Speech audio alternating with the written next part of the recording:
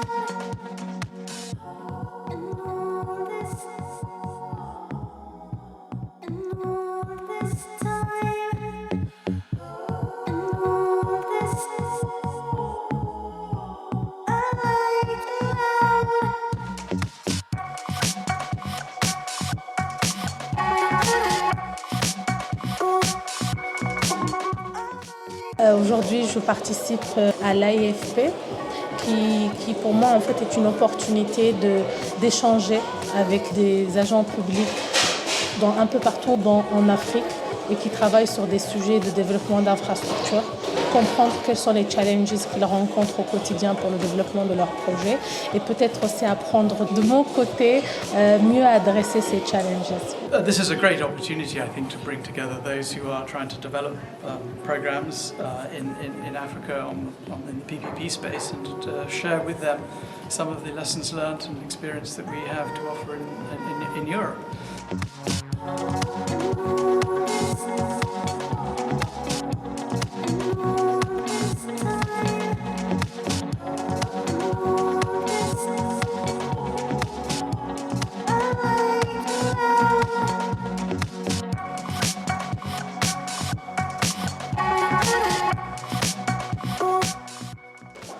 The reason why I chose this program was I was hoping to get insight on how we can address the infrastructure gap, not only in South Africa, but on the continent.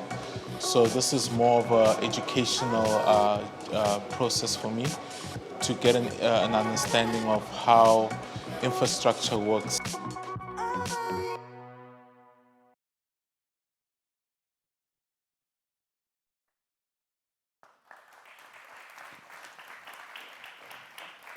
You will have the opportunity to meet the 19 fellows at 4:45 p.m. at the Block Lane room, where they will be taking part in a captivating roundtable discussion titled Exploring Innovative Paths to Finance African Infrastructure, Insights from PPP Experts across 18 African nations. Now, do join that if you want later this afternoon. That's going to be a very interesting roundtable and the discussion there. We're going to continue with the program, and those of you who've just joined, well on time. If you're still watching it on the screens at the venue, please come back to the room. We're about to start the next fireside chat, and I'm inviting here on stage the speakers, Nicholas George, partner at Dantons, and Lionel Zinsou, co-founder Southbridge, former Prime Minister of the Republic of Benin. The stage is yours.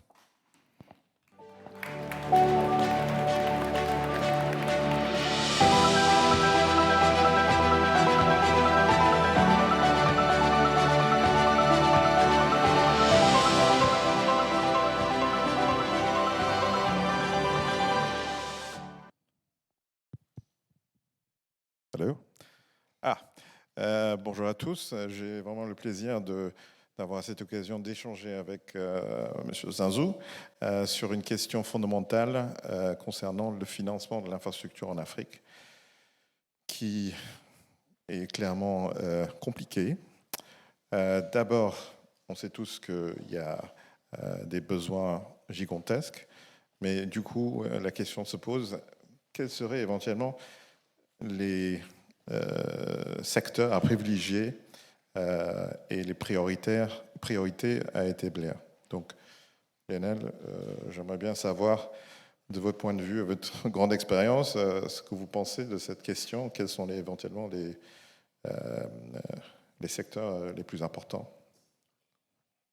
Oui, merci. Bonjour à tous, mesdames, messieurs, chers amis que je reconnais dans la salle. Alors non, d'abord, je n'ai pas une si grande expérience.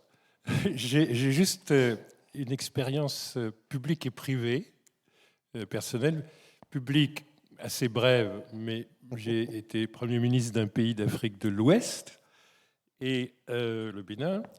Une expérience privée, notamment dans le conseil financier et dans le private equity, mais pas malheureusement spécialisé dans les infrastructures chez PAI en France, donc en Europe.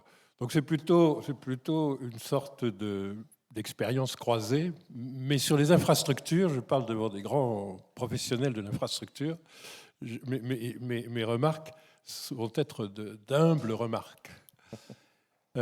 D'abord, je voudrais commencer sur une note assez optimiste en disant que sur le temps d'une vie, il me semble qu'il y a eu des progrès d'infrastructure en Afrique assez exceptionnels. Si vous voulez, mon souvenir d'adolescent, c'est que je me baignais à Cotonou, à côté de ce qui était le port. Alors, vous me direz, mon adolescence doit être ancienne. Ça, c'est un peu vrai. Mais le port, c'était essentiellement une jetée de bois de 400 mètres avec une grue au bout, ce qu'on appelait un wharf. Et c'est en 1968 seulement qu'un des plus grands ports efficaces de l'Afrique de l'Ouest, Lomé, ou le port de Cotonou, ont commencé à être construits. Ce n'est qu'au début des années 50 que le port d'Abidjan est devenu quelque chose de significatif, avec l'ouverture du canal de Vrili. Donc, dans le temps d'une vie, vous voyez, en fait, notamment dans les infrastructures de mobilité, des progrès considérables. La deuxième chose, c'est qui serait une note positive, c'est que je pense que les nouveaux acteurs du financement des infrastructures sont beaucoup plus efficaces que l'écosystème antérieur.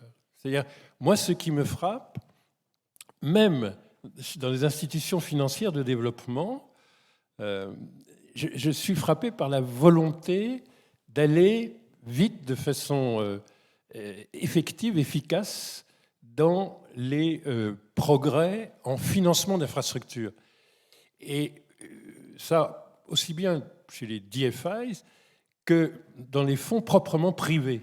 Et je suis frappé par le fait qu'ils se définissent parfois comme étant précisément importants parce qu'ils ont un alignement d'intérêts qui est très fort avec les communautés et avec les pouvoirs, les autorités publiques, mais ils ont une particularité, c'est qu'il est dans leur intérêt de faire le montage de financement et la qualité d'exécution au moindre prix le plus vite possible. Et ça, je pense, c'est un accélérateur qui est important. Alors, si vous faites un sondage, au-delà de mon avis sur les secteurs qui restent encore les plus importants, auprès des populations, c'est toujours partout en Afrique subsaharienne autour de l'accès à l'énergie et toutes les infrastructures nécessaires et l'accès à l'eau, notamment à l'eau potable, mais aussi à l'eau d'irrigation, etc. Moi, ce qui me frappe, puisque aujourd'hui, je ne fais plus le financier français, je fais le financier africain. On a créé avec Southbridge, avec quelques vétérans, une structure de conseil de gouvernement ou du secteur privé. Moi, ce qui me frappe, parce qu'on a une présence à l'ouest, à l'est de l'Afrique et au nord, Le sondage est très clair. Ça reste la grande demande. Et est-ce qu'il y a des modèles économiques sous-jacents qui le permettent? Pour l'accès à l'énergie, je crois que c'est assez évident. Sur l'eau, ça peut être un peu plus compliqué, mais même là, je suis frappé par le travail des ONG, par le travail également de grands industriels de l'eau, sur le fait qu'ils arrivent à faire de façon décentralisée, au fond, mettre en place des infrastructures où ils arrivent à recouvrer, au fond, la rémunération de leurs investissements de façon un peu différente de ce que c'était dans le passé. Et donc, je trouve qu'il y a un raffermissement dans ces secteurs qui restent clés. Maintenant, il y a beaucoup d'autres choses à faire. Et là où je suis un tout petit peu plus inquiet, c'est dans les infrastructures sociales, disons. Parce qu'elles n'ont pas forcément un modèle sous-jacent. Mais ce qui me préoccupe le plus, ce n'est pas tellement les orientations sectorielles, si vous voulez. Moi, ce qui me préoccupe le plus, c'est que de tous les continents, et même si on peut dire que le port de Lomé est devenu un très beau et grand et efficace port en eau profonde et pas simplement un wharf en bois, de tous les continents, je trouve qu'on est quand même le plus lent et le plus difficile. Et avec beaucoup de sociétés qui travaillent sur des infrastructures, mon sujet, c'est que c'est quand même plus sûr, moins risqué et surtout beaucoup plus rapide de pouvoir exécuter des projets en Europe, en Asie et en Amérique latine. Et l'Afrique est en compétition dans les besoins. Et ça m'inquiète plus que les orientations sectorielles, où je crois que les modèles économiques sous-jacents évoluent beaucoup. Non, je suis grandement d'accord avec ça. Surtout, je pense que les modèles sont assez bien développés maintenant, tout ce qui est transport, les ports, autoroutes, etc. Par contre, sur les aspects sociaux, les hôpitaux, les écoles, les crèches, ça prend plus de temps parce que, comme l'eau, c'est moins évident. Alors, en ce qui concerne les sources de financement, on dit bien que c'est plus long, les risques sont assez profonds dans certains pays. Est-ce que, d'abord, au niveau public, est-ce que vous pensez que les pays assez endettés pour l'instant ont des leviers pour attirer du financement, notamment des DFI et autres institutions internationales de ce genre? Alors, là, la connotation va être légèrement plus négative. Je crains que l'Afrique soit en credit crunch de façon assez importante. Et le paradoxe du surendettement public qu'on décrit, c'est qu'il est le complémentaire d'un sous-endettement des agents économiques. Donc, au total, de très peu de liquidités disponibles. Parce que c'est peut-être préoccupant que la dette publique passe post-Covid au-delà de 60% du PIB, alors qu'elle était contenue autour de 50% à l'échelle du continent. Mais moi, ce qui m'inquiète, c'est que dans la plupart des économies de l'OCDE, les concours financiers aux entreprises, aux agents économiques, entreprises et ménages, représentent plus de 100% du PIB. En Afrique, en moyenne, c'est 40% du PIB. Donc on est en rationnement considérable des agents économiques, des entreprises et des ménages. Et une partie de ce qu'on décrit comme du surendettement public, c'est un besoin de pallier.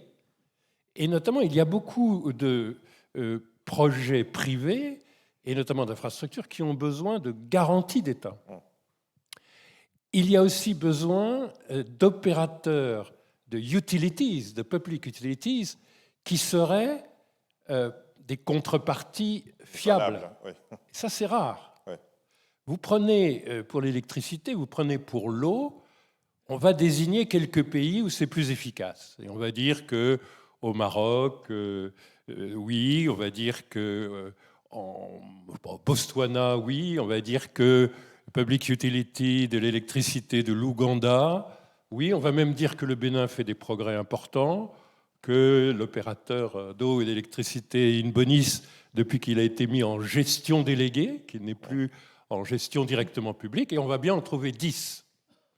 Enfin, ça va quand même en laisser 44 où les grands public utilities ont besoin de subventions, de concours budgétaires, ne peuvent pas donner des garanties en tant qu'off-taker lorsque on est en train de financer des projets qui sont tournés vers eux.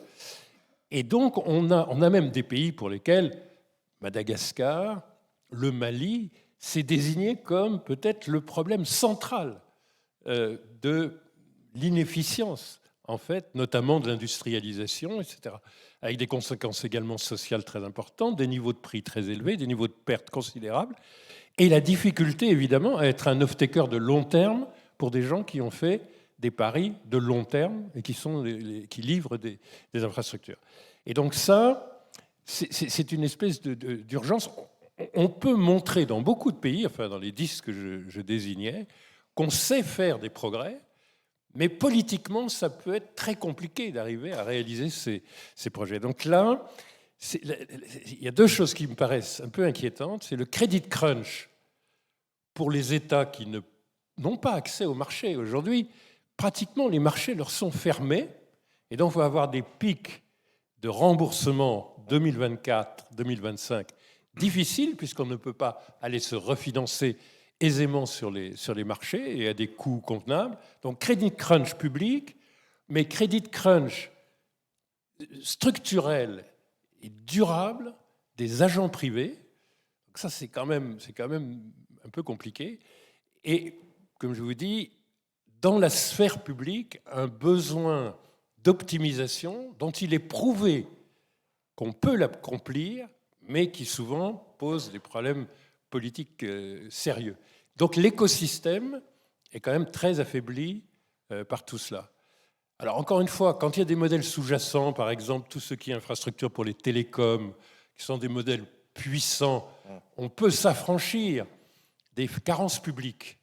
Mais il y a des domaines où on ne peut pas s'affranchir des carences publiques. Et la dernière chose, c'est que, certes, les problèmes de financement et ce rationnement, c'est important, mais moi, je suis plus inquiet par le problème de compétence de nos administrations. Pour avoir eu la chance de travailler avec une administration de mon pays, qui était toute l'administration, si vous voulez, je pense qu'il y a une mise à niveau très, très importante. Pas trop.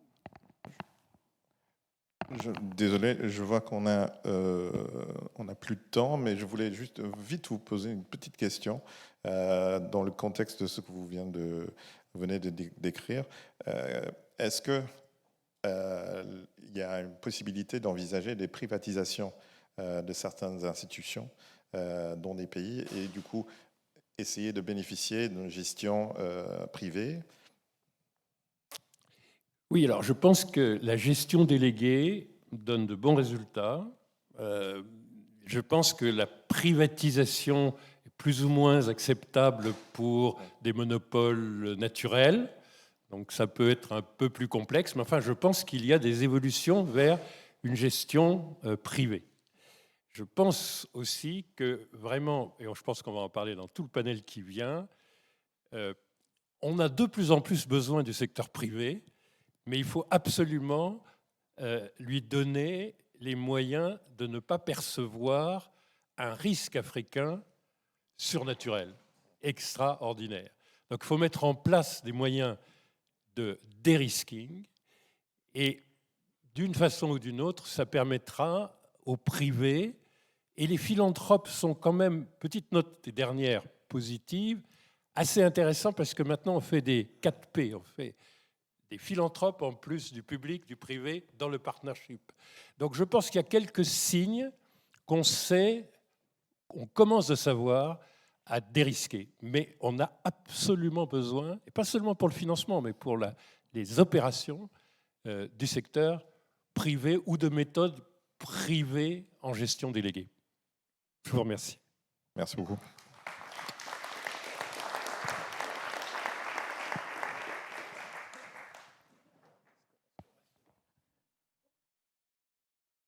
Thank you so much to the speakers for this inspiring fireside chat. And to follow up on this conversation and to go more into details, we're going to the plenary session number 5, Unlocking Private Sector Financing in Emerging Countries Infrastructure. Please, François Berger, Executive Director AD.